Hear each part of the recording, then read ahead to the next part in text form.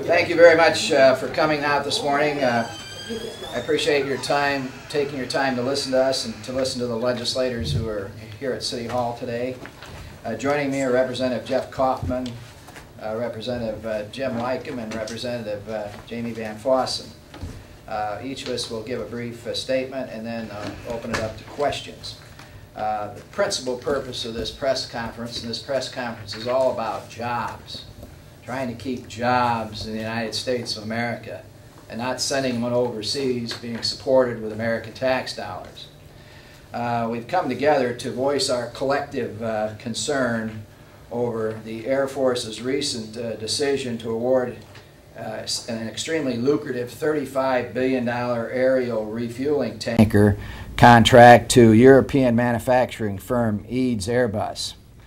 All of us here believe in open and fair competition for military contracts, but we want to make sure that the public's getting the best value for its money as well, and that our soldiers are being put at the highest priority here. But fair and open competition only happens when both sides are treated fairly.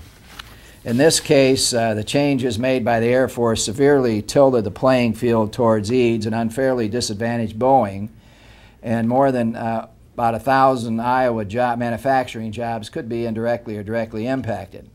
As a result of these changes, the Air Force chose a tanker aircraft that is less capable, even according to their own public evaluations, and it will cost U.S. taxpayers tens of billions of dollars more, not according to me, but according to a study by Cochran and Decker Aviation Information research firm.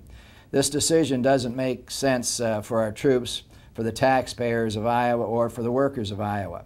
First, the Air Force completely overlooked that Eads used some $5 billion in illegal European subsidies to finance the development of their tanker aircraft.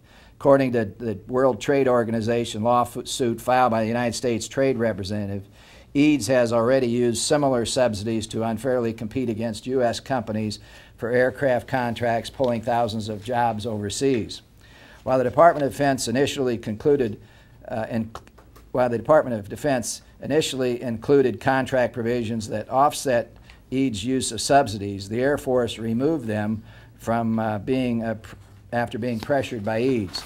According to a March 11th Associated Press article, the criteria for the size of the aircraft were changed at the last minute. Initially, the U.S. Air Force designated the medium-sized aircraft would be more appropriate to the runways that they'd be using. However, the Air Force executed a last-minute decision to prefer a larger aircraft, favoring the Eads over the Boeing aircraft. These troubling changes threaten to undermine American public's confidence and trust in our procurement process at a moment when we must be able to depend on Pentagon bureaucrats to do what is best for our troops. We are here today to urge the Iowa delegation and the full Congress and the President to schedule and support hearings to demand answers to these charges and these changes in the contract with Eads. Again, it's all about jobs. The reason we're here, a number of companies in Iowa are affected. A number of companies in the districts these representatives represent are affected indirectly. Alcoa, for example, Carlton Life Support Systems, and Rockwell out of Cedar Rapids. But mostly we're concerned about the impact on Alcoa and Carlton Life Support, which people of this community expect to have jobs with, and those companies pay taxes here on their property, send their kids to school, and support our communities.